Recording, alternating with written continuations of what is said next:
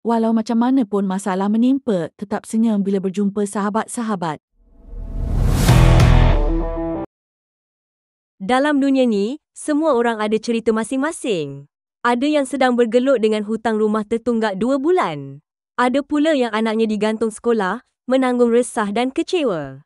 Ada yang bisnesnya sudah rugi 3 bulan berturut-turut, hati tak pernah tenang memikirkan masa depan.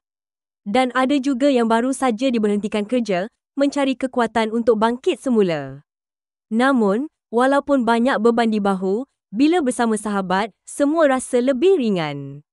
Sekurang-kurangnya untuk seketika, kita boleh ketawa. Bukan kerana masalah itu hilang, tapi kerana kita tak perlu berpura-pura kuat di depan mereka.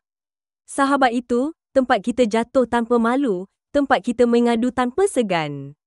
Dalam hidup ini, bukan senang nak cari orang yang boleh ketawa dengan kita walau dalam waktu paling susah.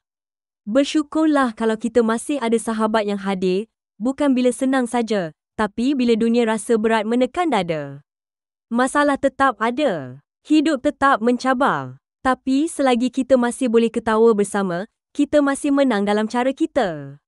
Senyum, hargai sahabatmu, hargai perjalanan.